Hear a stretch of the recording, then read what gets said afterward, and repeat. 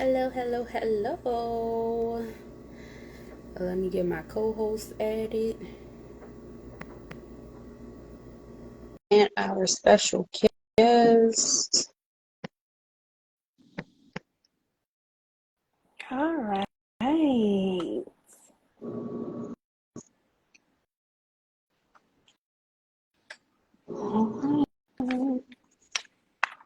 Hello. Yeah, Hi. Where Brooklyn at? Where Brooklyn Where at? Where Brooklyn at? Brooklyn Where at? Brooklyn at? Hey. Oh, oh. well, Hi. how's it going? It's Hold on. going. Good, good, good. Well, thank you for coming. So I will go ahead and get started. Hey, y'all. Welcome back to another episode of It's Safe, Speak Your Truth. I am Kai, the hood therapist. And we are here. Oh, I'm sorry, y'all. Y'all have to excuse me. I'm so tired today. So let me start over. We just going to act like that didn't happen. Hey y'all, welcome back to another episode of It's Safe, Speak Your Truth. I'm Kai, the hood therapist. I'm a spiritual advisor, and we're back with another discussion. So on the last episode, we had our very first education hour with Ty Lofton. She is a mental health specialist, and we discussed mental health and mental illnesses. There is a difference, and we learned so much. So if you missed that episode, check out our YouTube page, It's Safe, Speak Your Truth, to catch that full video. So I'll go ahead and turn it over to my friend and co-host, Dr. Chris, and she will introduce our special guest. Hey, y'all. Thank you for coming back. Like Kai said, thank you so much for that introduction, my girl. This is Say Speak Your Truth, and we have yet another special guest with us to discuss our next topic, which is the toxic mindset that men are not allowed to cry. Right? So today we have Mr. Patrick Akande. He is the enrichment facilitator. As a former scientist in the government sector, he has leveraged his experiences and his insights to pour into the next generation of young leaders. The mission of his business, the Enrichment Facilitator, is to enrich the minds and spirits of the individual by bridging the gap between traditional education and its practical, real-world context, and enhancing the individual's ability to acquire skills essential for a rewarding and fulfilling future. His motto is true education resulting in real liberation. Welcome, Patrick. Hi. Thank you so much for joining us. We're so excited to have you to discuss something that we know nothing about, which is men and their emotions, right? So we're gonna dive in. This platform, this thing that we're doing, talking about the healing journey and navigating those tough spaces, talking about the trauma that you have to heal from. One thing that I definitely want to start with, and of course you can share your perspectives and your experiences with this, but the idea that you have to grow up and be tough, right? And that showing any type of emotional vulnerability, openness, availability, showing emotions is weak. Can you speak to that? Do you have any experiences with that? And how can men navigate healing the trauma and realizing that revealing how they are feeling is not weakness? So I'll take it from a portion that you said that I slightly disagree with because you all, our Black women, have the other half of what it is that we need. So when it comes to emotions, you all are the other sides of the coin that we are, you know. Mm-hmm. I guess we'll get into that a little later on about the masculinity and the femininity, how it's a duality, right? Yeah. And we'll get to that later. But can you hear me clearly? That's one I wanted to Yes, Yes. get. Great. we can hear you. So, okay, so the first question, it was how I dealt with or how I experienced emotions within my community. Yeah, yeah. Have you experienced the idea or the mindset that you're not allowed to express your emotions or be vulnerable and seeing that as a weakness? Right. So, yes, I have experienced it. I would, and these are the opinions of Patrick Akande, separate from the enrichment facilitator. It's like two different superheroes. But we talk about what is the rites of passage of a Black boy? Can you point to any like framework, any document, any organization or body of, you know, elders to say this passage? Some people would probably say no. So when I look at other uh, sisters and brothers in the human race, they tend to have a rites of passage. There's one where they have a big celebration at the age of 13. And at the age of 13, that boy is now seen in the community as a young man. So when we don't have a rites of passage to navigate our spiritual, our mental, and physical essence, we are left to our own devices. So you see age groups start to section off and things like that, right? Now we're talking about some people not getting into the right age groups, or some people getting into the right age groups but not having the right guidance. So for the age group that gets within the wrong age group, now I got a big, but is he really a big bro? Or, yo, that's my friend, that's my partner, that's my best friends, you know? But y'all doing things that if I would type of authority figure would have get you, y'all give each other a second. So what does all of this say? All of this says is that you get into, let's call it families of some sort, right?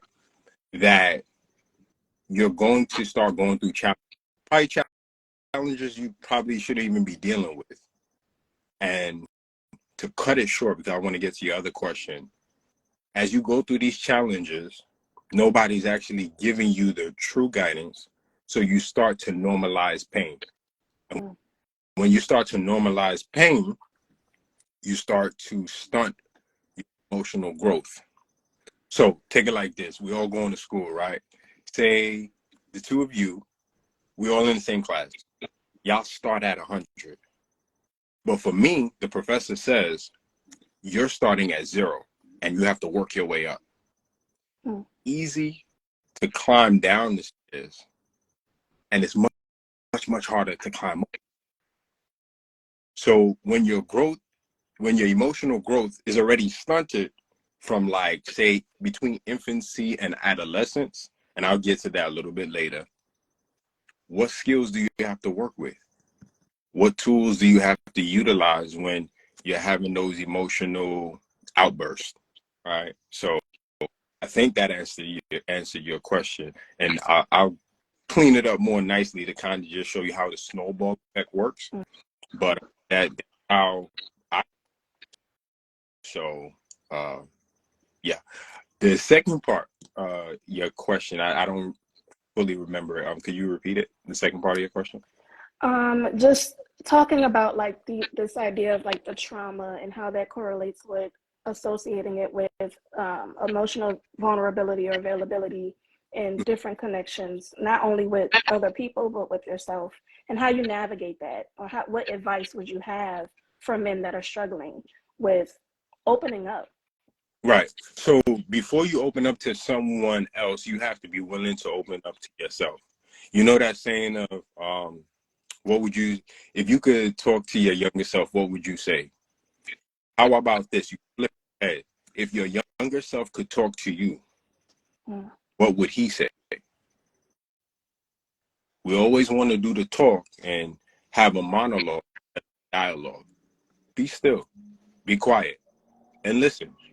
Sometimes you'll be around family and you'll hear certain things that's being said. And you'll be like, wait, that was done to me, and I never addressed it. Or you brush it off. So that trauma doesn't just start out being like, oh, I'm gonna stunt you from expressing your emotions and stuff like that. Like I said, it's a snowball effect. One of the most pivotal starts to the snowball effect is ignoring the cries of our sons, right? Stop crying. What you crying for? Or let him cry. You know, stop being a punk. You know, when you do that, it's a method of development. In your mind, it's right. You believe it's right, right? But what it does is that on the outward, you're promoting masculinity. You're promoting manhood, so you can be a tougher boy, right? However, the confidence and the self-esteem is slowly being shaved away before it's like you're starting from zero. You're not starting from 100. So it's already going into the negative zone. You didn't get a chance, right? Right. So that pain is being introduced and it's becoming obsolete in your existence, right? And that's how it now starting to evolve into trauma, because eventually that infant will become an adolescent, and that adolescent will go into manhood. So you have now made pain obsolete as a normal thing, right? So I don't want to say all family members inflict trauma, but a good majority do, with the subtle words of let him cry, or stop being a punk, or stop crying like a little girl. So, yeah. So Definitely. to navigate it, first you gotta open up to yourself. You gotta open up to your define it, give it a true definition, not the definition correlates with synonyms. Right? When I ask people, what is your definition? It's talking about a protector, provider, this or that. These are synonyms. This is what people do. What is the actual definition, the essence of masculinity? Right? So if you can't even tell me what the definition of masculinity is, how you gonna tell me the definition of what you went through as a little boy? Because that's where we gotta start. Before we become men, we were boys. So yeah. Definitely. No, that's a good point. And the fact that you brought up like the masculine and feminine part of it. We were just talking about that last night, because I feel like our like society today, like they have this big misconception on what masculine and what feminine is, and they just throw those words around so loosely, and they don't even really know what it truly means to be masculine or feminine. And the thing, like you said earlier, we all have masculine and feminine energy. We wouldn't be here. The universe, the world would not be created without masculine and feminine energy. Like, no, we're not equal, but it's just like pieces of a puzzle. You have all of these different pieces of a puzzle. They're all different sizes, but they all fit together to complete the picture. So even though masculine, no, it's not equal to being feminine, but it's needed. It's something that you need to survive. And if you are lacking in one area, then you're not going to be balanced. Right. You're going to feel, and I've noticed that, growing up, the men and women in my family, I would hear them tell like the boys, like you say, suck it up. Yeah. What you crying for? Why you crying like a little girl? Boys don't cry. Men don't cry. You look like a punk. You look weak. Right. But and then they grow up and they don't know how to express those emotions because there's no outlet. And then I noticed that makes a lot of men grow up and they become angry. So I feel like all of those emotions that's pent up, like, yes, I'm sad, I'm hurt, but I'm not allowed to express it with tears. I'm not allowed to show people that I'm hurt, so that hurt turns into anger. Right. And now we have all of these angry men walking around they don't know how to express their emotions. They don't know how to talk about their feelings. Like, they don't think that it's okay to cry. Like, it's literally an outlet. It's like having your pipes backed up, right, and you have all of this pressure built in those pipes, and eventually those pipes are going to bust. right. So you having all of those pent up emotions, but you don't know how to express it, you're going to erupt with anger. I feel like that's why we have so much crime going on, because a lot of men don't know how to express their emotions. And I just think that, it's time for us as a community, and even like women, like, we have to do better, because it's a lot of times I've seen posts, I've seen videos where, men will be like, I was vulnerable with my partner, but then when she got mad, she threw it in my face. Right. So now Mhm. I don't want to talk. Now I shut down. So no, I don't have nobody I could talk to. I don't have nobody I can trust. Right. Like, you have to make the man in your life feel comfortable and safe. Like, I do spiritual consultations. I've done some for plenty of men. And in almost every consultation, a man has cried and they feel comfortable with me. And I let them know that, hey, it's okay. Mhm. Like, that is Yeah. an outlet. Like, it's okay for you to cry. Yeah. Like, I'm not here to judge you. Like, I cry. So why, we're human. So why is it okay for me to cry, but it's not okay for you to Right. cry? You Right. don't look at me like I'm weak. Right. Right. So we shouldn't do that to men. Like, it's okay for a man to cry. Like, we have feelings. We all have emotions. We all have things that we have inside that need to come out. And if you don't release that, it can turn toxic. Right. Yeah. That, that's it. Like, you said something very powerful in terms of how we balance.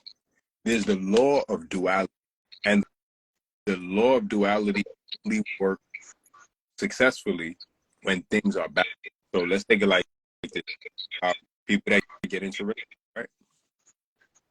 When you have a CEO and CEO working together, that's when you have an employee working together, that's another dynamic. Let's take the employee and employee. We all get in, clock in. We're not fully there, right? We at work, but we're not fully there. So we looking at the end of, like, I can sneak a little 10 minutes out the job, and or lunch about it. So the employee, they get in, get their work done, and get out. They company, the business of the company, when they, in general, there's some, they're great achievers. Now, what happens when you an employee and a CEO? When you have an employee and the CEO is thinking about the mission of the company, this company be here, or they're thinking about the of the company, right?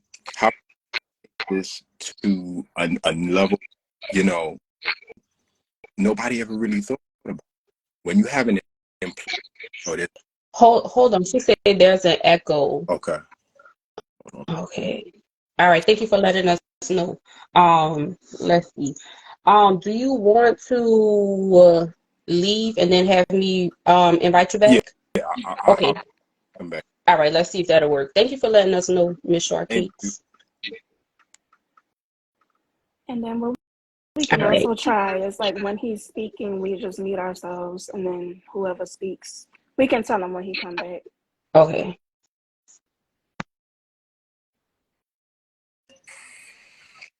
Is that All right. Let's see. So what we're gonna do, Pat, is whomever is speaking, the other two will mute, and then when you're not speaking, mute yourself. So we're gonna mute, and then you let us know when you're done speaking. okay? If you can still hear me, just nod. All right. So I was saying the employee and the employee, they get in, they get out. They're trying to see when lunch is, see when the end of the day is, so they can go to their lives. When the employee and the CEO is together, right? They have different dedication to the work that they do, right? The employee comes in, clock in, when's lunchtime? I'm trying to get out, I got life to do. CEO is still thinking about the mission statement and the vision statement of the company 24/7. When you have a CEO and a CEO, they know what they bring to the table. Each, they know that I'm not your employee, you're not my employee. We are partners in this. We have to move towards the mission statement of this company. We have to move towards the vision statement of this company. And when we say relationships take work, you should be coming into a relationship as CEOs, knowing who you are, identifying why you're here, how long you're going to be here, and we're going to make this thing work. Not for myself, not for yourself, but for the objective of what we call our relationship, right? So now it goes to How do you define yourself as a CEO? Well, you go through certain levels. You have certain credentials. You have certain skills that you exude that makes you that point person for that company. So when it comes to masculinity, you are absolutely right. There has not been a definition that has been concretely established to say this is what masculinity is, as well as femininity. Everything has been synonyms. Everybody's talking in synonyms. Men, protect and provide, right? Women, uh, nurturers, carers, right? My boo, my baby. Well, let's establish the definition right here according to a book called Soul Frail by Ray C. McGee. For masculinity, I would submit this definition, which I find is pretty much accurate. It's the spiritual, the mental, and the physical embodiment of analysis and deconstruction.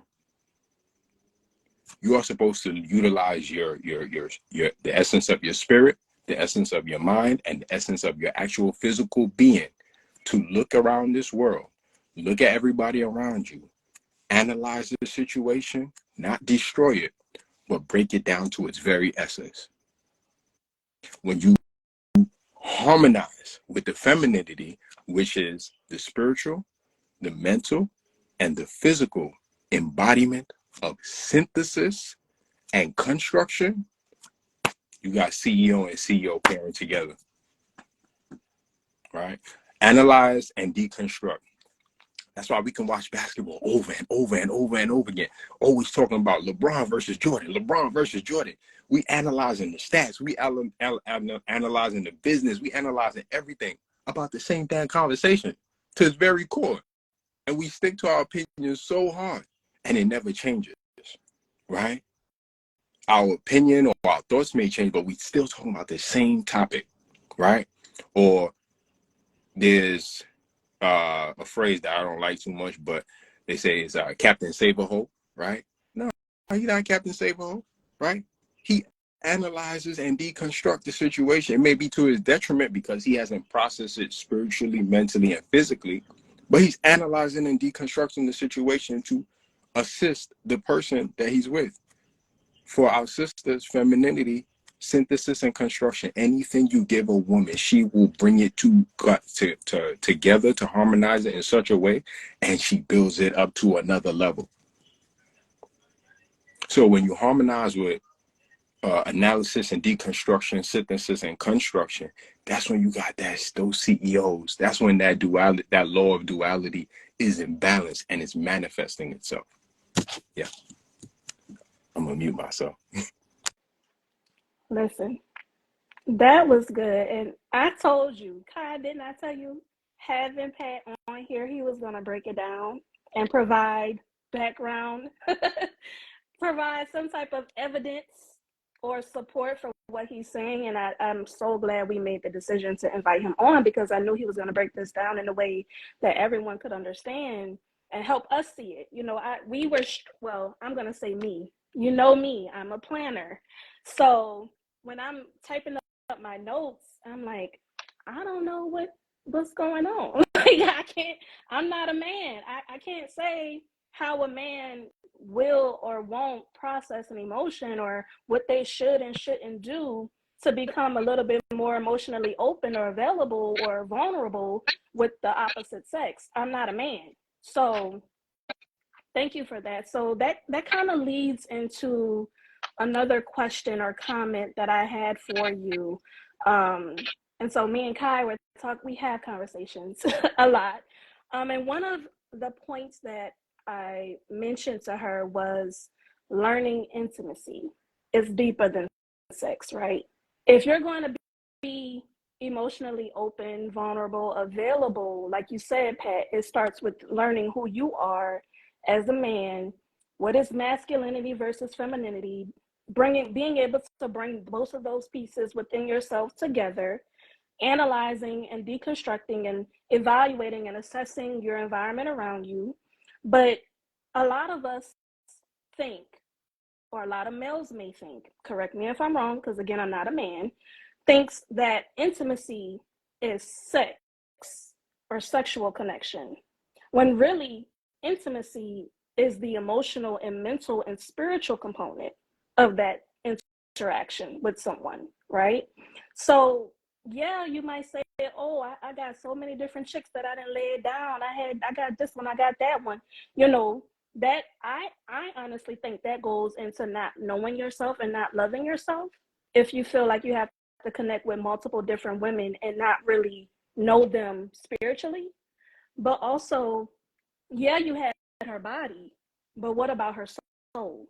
What about her spirit? So can you speak to, that the learning intimacy, what it takes, and how maybe sometimes that can cause a little bit of discomfort for men, and how can they overcome that process in order to connect emotionally and spiritually and be emotionally available to women?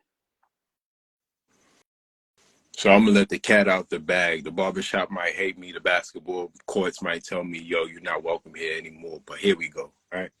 And this is me being, fully transparent. All I know now is not something that I always knew. I've been through experiences, been through conversations, been through, you know, realizations and things like that. So, intimacy is, once again, definitions are important. But it's a process within the world of men and males, because every male is not a man, so, but we'll get there another time. So there's infatuation.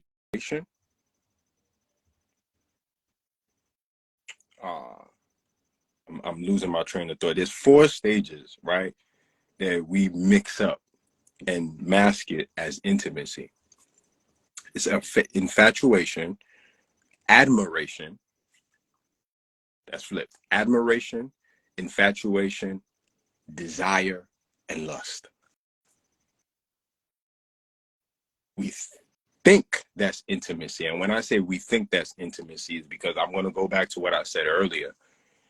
What is the rites of passage of a black man, of a black boy? Let's start with a black boy, because the rites of passage should take you from a boy to a man, right? The rites of passage subtly in the black community has been, and this is not just in America, this is everywhere, has been anger, rage, and hypersexualization. So where's the room to learn intimacy? I don't learn it. I'm going to learn admiration, infatuation, desire, and then lust, right? I'm not in the, I guess, what would it be? In the science world of studying hormones and stuff like that. But it makes you wonder why young men are having low testosterone levels and other things of the sort. Some physical challenges, let's call it that. But intimacy, I mean, it says it clearly right there, into me. See, before you can be intimate with somebody else, you have to be intimate with yourself on so many different levels. Do you journal? Do you sing? Yeah, I'm talking to men. Do you sing? Right? Have you cried just by being still? Just being still, have you cried? Not that you have to force yourself to cry, but you just think about, like, wow, how do you treat the women in your family?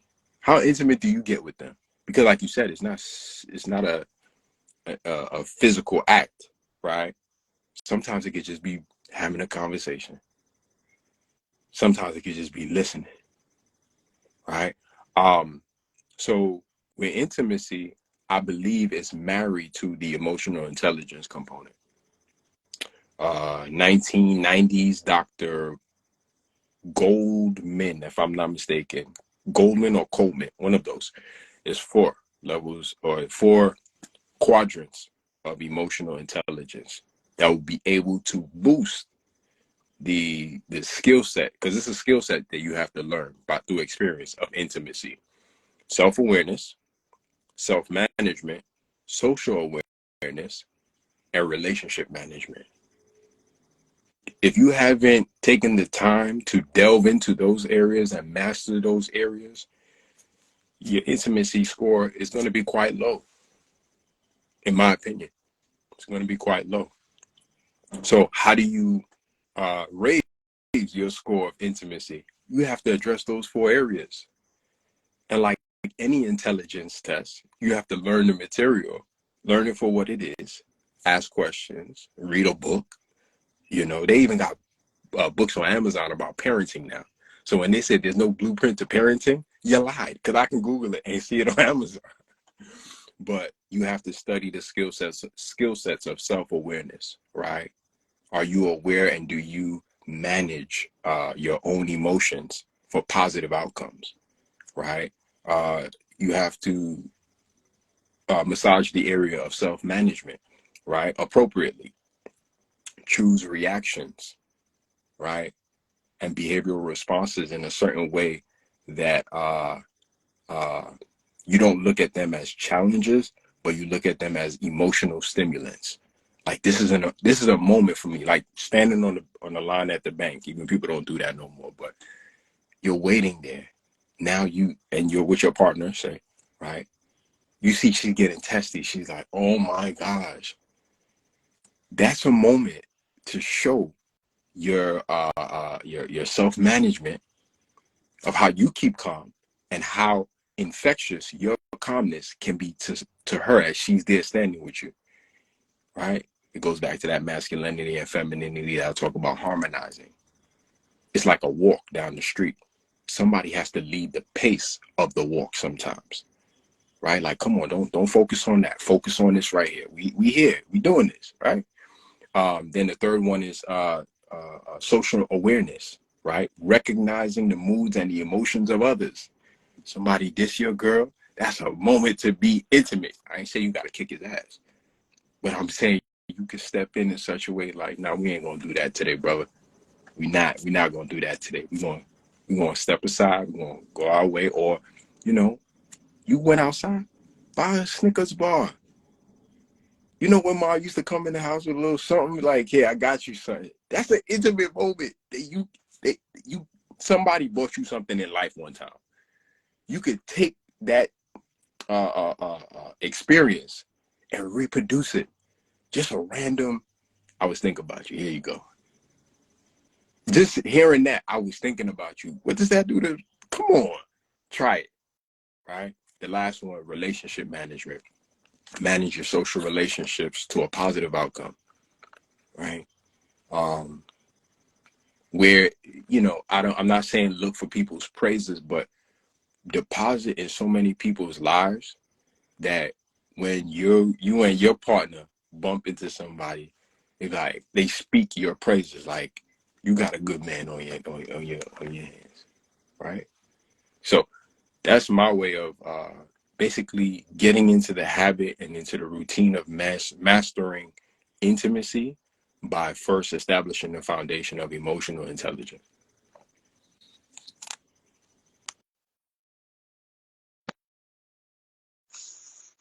Yeah, thank you. Thank you so much for that.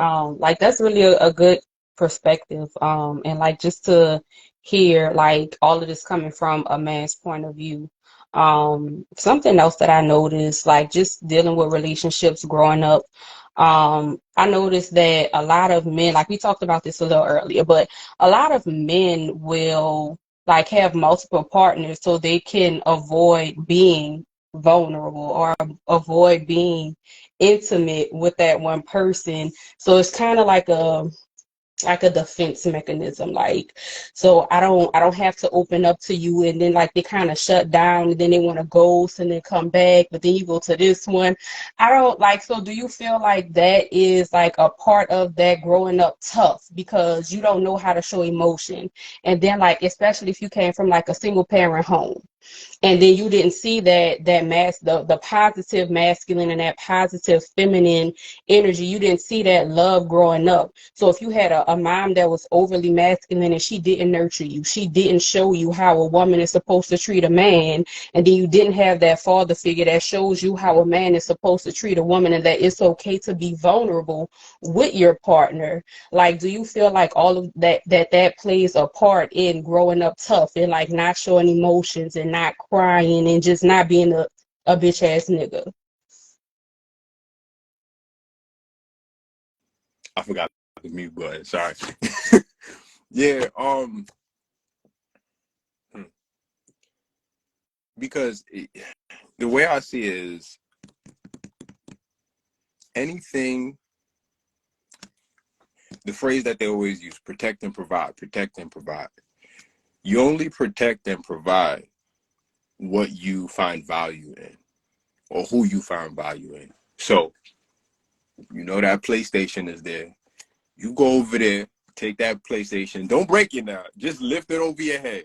He was like, "Whoa, what are you doing? What are you doing?" Or go to his car and take a crowbar. Like, don't do nothing. You're gonna see a certain reaction. So what has happened to you has happened to you. I understand that as a man. Um, I'm being very cautious here because it sounds harsh, but I guess that's how I kind of grew up a little bit. Um, there are choices, there are options, and there are decisions, right? When you go into McDonald's or, you know, you're ordering a number one, you think you're making a choice, but you're just selecting options from the choices that they already made because they decided to make hamburgers and French fries. You just going with options. So just like how McDonald's has decided and made choices to make hamburgers and French fries, this is your life. You're the CEO of it. You are the author and the finisher of it. You have to choose and decide to say, what I've learned, I'm going to unlearn it. Because it goes back to that rites of passage that I talk about. When boys get with other boys, you're going to get with people that you're relatable to. Like how you said earlier, we're not equal, but we're relatable, right? Between the masculine and the feminine. Now, when guys get with other guys in terms of like just brotherhood and stuff like that, they're going to get in circles of relatability, right? So that's why the basketball players tend to hang out with the basketball players, or the cool kids hang out with the cool kids. Now, when that is done, there's a collective ideology that they develop and they grow. Not right or wrong, it's just reason and logic. And then you're wondering why you're hitting 25, why you're hitting 30, and you feel like you're still messing up. You have to undo the ideology of, I got options. No, you never made choices or decisions. So that's why when you demand certain things, you're not getting them, because demands only submit to choices and decisions. They do not submit to options, right? So you have to do for us, man, we have to do the unpackaging of what we've learned from our collective brotherhoods when we were growing up and things like that. And you question it. You just question it. Is it right? Like you said, you got multiple partners. You ghosted here, there. You feel like it's right. Okay, let me throw it in the mix. If I did it to your sister, is it right? If I did it to your mother, is it right? Right? And if you feel a certain type of way about it, then that's where you gotta do the work. That's where you gotta do the work. So it's a undoing of a certain ideology that we carry through and through.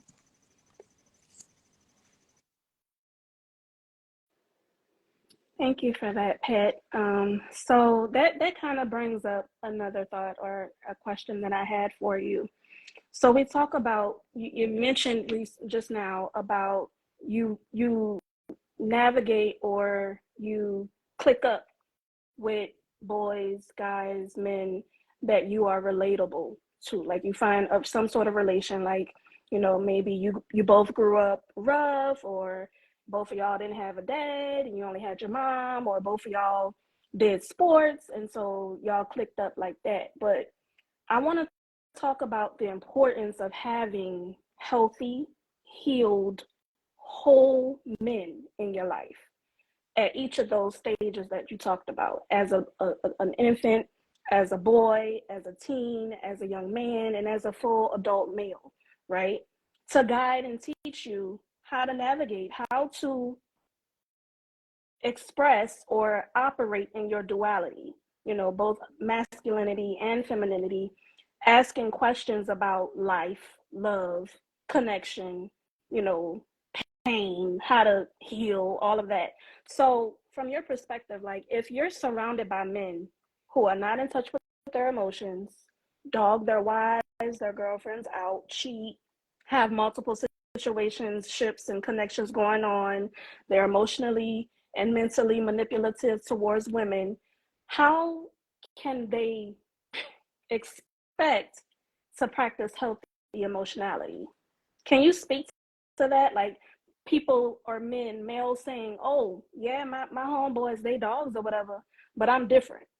Is that possible? Can you really be different and emotionally open and healed if everyone around you is unhealed? That's a great question. How they say it? Real eyes, real eyes, real eyes, right? So when I said analysis and deconstruction is the essence of masculinity, I always look at it like an equation. So like you got your fraction bar, you got your spirituality, your mentality, and your physicality. And on the bottom is the analysis and deconstruction. Sometimes you ain't gotta talk. You see it for what it is. You see how he's moving. You know how I know we men know? And it hits between the age of 18 and 25. Not that you know everything, because the unknown is more than the known. But there's a level of awareness that you're like, that's the right way to go.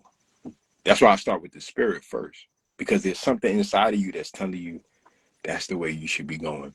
When we look at rappers, it's years after they did all their dirt, all their loud, loud, loud.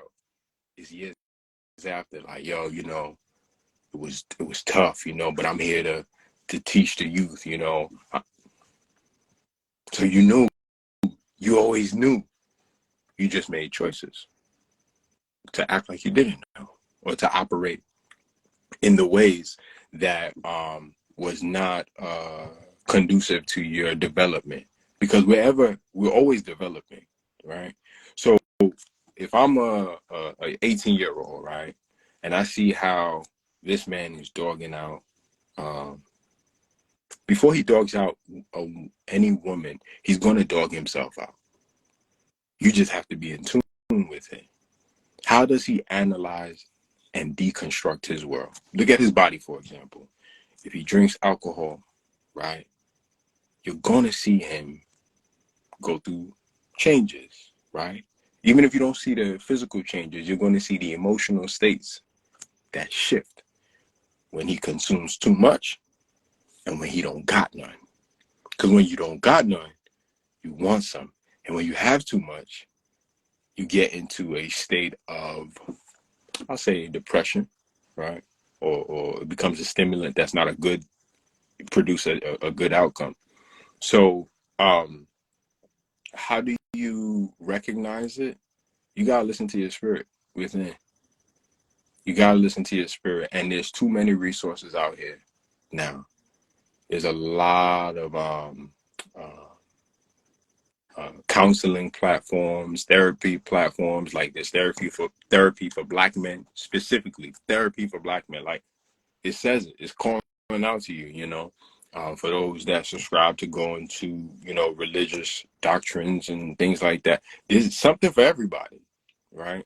So the question is, have you gone out there and searched for it, right? I know some brothers that have never traveled outside of the country unless there's a woman with them, right? And I equate that to, damn, how much work you doing yourself? You ain't gonna go do the work until somebody actually drags you and say, hey, let's go there, right? To experience it. And a beautiful thing about vacations is that when you go there, you're like, dang, I needed this, right? but you waiting for somebody on the outside to do the inner work that you need to do, right? So they can see it, they can recognize it, they're ignoring it, right? I'm not gonna blame society for it. They have their hand in it because they do cater to the 80 to 25-year-old range through music, through images, hyper, like how I said earlier, anger, rage, and hypersexualization. So they continuously keep that mind engaged. So you don't have no time for yourself to renew your spirit, to give your spirit what it needs. But if you just step away, like take Instagram for example, right? You step away for a week and say, yo, I'm just going to check it with myself. Instead of Instagram, before I pick it up in the morning and I scroll, I'm going to journal. In place of every time that I feel like scrolling, I'm going to journal. If it's a challenge, that's the work you need to do.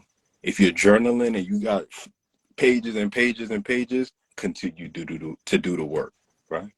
So, yeah, it's very available to you because it starts from within. It doesn't start outside of you. Yeah, that makes sense. And it made me think about, how I noticed that, a lot of men just kind of like normalize the pain. They normalize the hurt, and they just kind of deal with it, and I've even seen like in my neighborhood growing up, even with family members, even with my close relatives, where a male in my family would want to do something, something that they may be interested in, but other men in the family or women in the family or even their friends are like, oh, you want to do that? Like that's some whole shit. Like, why you want to do that? But this is something that that person is really genuinely interested in doing, and it's like a positive outlet for them. So instead of them listening to their own feelings, their own emotions, their intuition, and doing what they want to do as a positive outlet, they let these other people get in their heads. And now it's just like they kind of go back into that shell. And then again, since you don't have any type of outlet, now you're back angry. And now you mad because your partner's dogging you out, your family dogging you out. But now I feel like men need to learn how to set boundaries. Like, men need to learn how to set healthy boundaries. Men need to learn how to speak up for themselves. Like, stop holding everything in. Like, say that shit. Get that shit off your chest. Expressing yourself is not, and even if it is feminine, that's still a balance. You have feminine energy inside of you. Masculine, I look at that as a giving energy, and feminine is of a receiving energy. So you have to tap into that feminine energy to receive the things that you need, and that masculine energy to have a healthy outlet for certain things. And I just feel like we all just need therapy at this point. Like,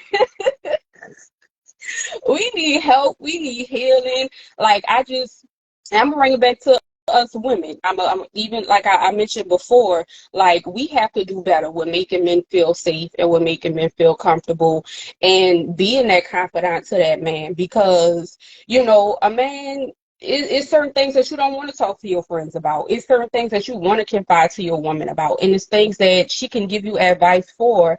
But because some men have done that. And like I said earlier, that woman on Mad Day, she get mad and then she throw it back in your face. So it's just like now you have to recognize the red flags when it comes to the person that you're dealing with. And if you see that that person is exuding that type of behavior, then you need to cut that person off and you need to work on yourself, go within, and then raise your energy, raise your vibration so you can attract better. Yes, you still want to attract low vibrational trash ass bitches, but you're going to also attract better females that's on a higher frequency, because you're going to always attract what's beneath you, but you're going to also attract what's on your level too. So work on yourself. And I feel like a lot of men don't want to be alone. Like, they don't want to take that step back and sit with themselves and they can't even be vulnerable and emotional with themselves. They don't even want to cry alone. They don't want to sit down. They don't want to do the inner work. They don't want to journal. They don't want to do any of that because it's too feminine. But go ahead. So Ooh, that's a powerful statement because it's true. We occupy our time with other things that take our time or take take time away from our life, right?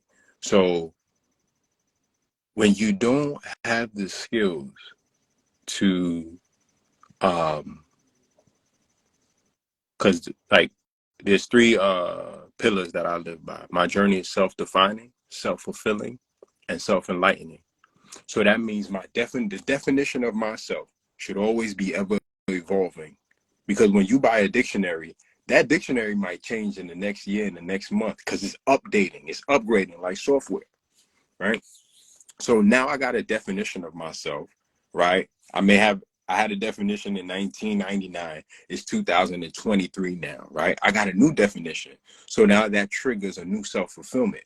There's things that have changed. There's things that I've experienced that I have to connect to my definition that I want to accomplish. I want to, explore because it's going to give me a new sense of purpose, right? Men are driven by purpose. And that's really the root of a lot of things. To be driven by purpose means that you're willing to go beyond heaven and hell to do what it is that you're called to do. But how many men have actually tapped into their purpose? So if you don't know what your purpose is, how do you know where you're going? How do you know why you're here? Why are you here? Right? So self-definition, self-fulfillment, and then self-enlightenment, right? And what these three things will do is that because they're always changing, they're always evolving, there's going to be stages and phases of your thought process that life is going to be so uh, exciting to you, both the highs and the lows, that you have to capture it by disentangling the thoughts in your mind through your fingertips, right? So now if I have a self-definition, if I have self-fulfillment, if I have self-enlightenment, what I don't believe it no more because there's an upgrade. What I know, AKA knowledge, is new knowledge that's been applied to my essence now, right? And then from that new knowledge, now I tap into wisdom because wisdom is the application of the knowledge. Now I learned some new shit. I'm about to apply that shit real quick. Like we're about to get it, right? And from the wisdom, the application of the knowledge, now you understand it. You can only understand a thing when you're fully experiencing it. Circling it, making the circle all the way back to the definition because I experienced it, to the fulfillment. I did it, and this is how it made me feel. And I don't know if it's going to make you feel that way, but I can share it with you because I went through the 4 stages and the phases of the mind through self-definition, self-fulfillment, and then that self-enlightenment. After going through that experience, after establishing my definition, I was able to learn this about my old self that I'm bringing into this new version of myself. Right? So we have a lot of, like you said, we need a lot of therapy. But what they won't tell you is that most of the therapy is with yourself. Because as soon as you finish with your therapist, you're left with yourself. Before you get to your therapist, you're left with yourself. Not saying that they're leaving you high and dry, but they can only do so much, right? So even in that therapist therapist client relationship, this kind of goes back to the dynamic of the relationship that I talked about before. You're the CEO of your life. Your therapist is the employee that is helping you. It may be like a consultant to build the company and the business of your life.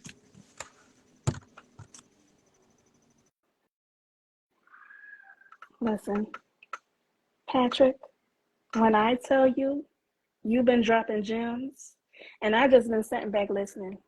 I just want to thank you for sharing your perspective, your experiences, your ideals, what you have done personally to navigate your healing journey and, acclimate to your new self, as you say, because you're constantly growing evolving, learning about yourself, about what you've experienced in your past, your upbringing, and the strength and tenacity and time and energy that takes to unlearn a lot of those toxic mindsets and behaviors. So thank you for sharing that. I don't know if I think we should have a part 2, because I feel like we kind of got on surface level, and listen, we can go deeper. Like we say, grab your life jacket because it's about to get deep. Listen, I know Okay. we could get deeper in this. So if you're willing, please, please, please. Oh, yeah, yeah. Let me put it in a document. There Okay, she so go. I will definitely reach out to you, to get your schedule or what have you, because there are a lot more that we can discuss and talk about and get your perspective on. Before we, wrap up and things of that nature, will you share with those that are watching, your business, your Instagram, your personals, so that if they had any questions or they want to,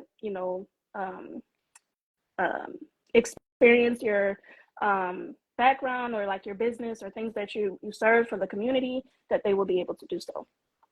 So, no, thank you, thank you, thank you, thank you, thank you, thank you, thank you, thank you. I will say I'm gonna wrap this up real quick. I remember when I was like 16, 15, I used to go every Wednesday to the church across the street, and they used to have youth council, and they used to say everything that's said in here stays in here. We're going to discuss every and anything. And I looked at our discussion today as a form of that, right? I'm very big on self, as you can see, family and community, right?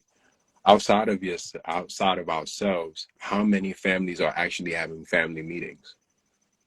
Outside of ourselves, how many communities are having community meetings? I'm not talking about we get the basement of the building and we're talking about we need a new elevator or we need to get the ornaments ready for Christmas. No, our children need some resources. We need to put a library within our community. Libraries are closing and nobody really cares, right? So I say all of that to say that that's what my business is centered around. My business is centered around self, not myself, but the knowledge of self, family building, and community building. So it's education, but like you said, with applicable tools. So like my background is in science, just like Dr. Chris. um, but I utilize math to capture the attention of high schoolers, right? I do a lot of tutoring online, and coaching has now become the second arm of it, because before you can share any educational liberation with anybody, you have to liberate the person from themselves. Uh, Subtle words like, nah, I'm not that good, or I've always struggled, or you have to do some undoing, right? So that's what the enrichment facilitator, it's just like that. You can find it on Instagram. Once you see it, it's me like this in a gray picture. The website is there as well. Reach out to me and we'll connect.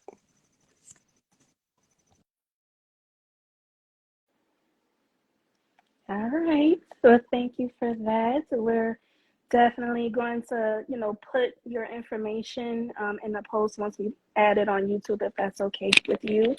And then, of course, if you guys, are still having questions or inquiries that you would like to direct to Patrick or to us, please feel free to email us or comment under our videos. We definitely check those every day. And so I'm going to flip it to my girl Kai, and she's gonna direct us on out. All right, y'all. So we are coming to the conclusion of our episode of It's Safe Speak Your Truth. And we talked about how growing up tough can stop men from being vulnerable, emotionally intelligent, and just loving because they've been conditioned not to be feminine. So if you didn't catch the whole live, it will be available tomorrow.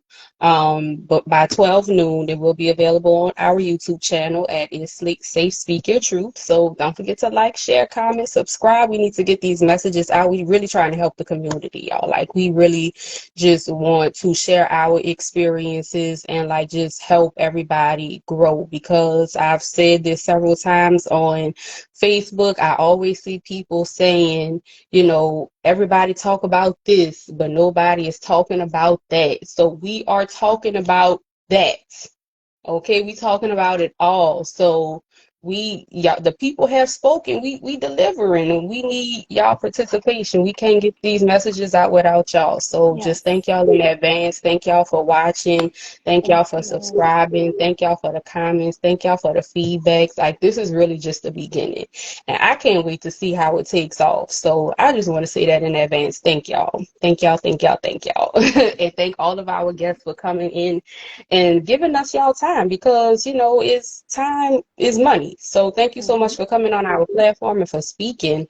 And we definitely hope to see you come back later on with a part 2 of this discussion.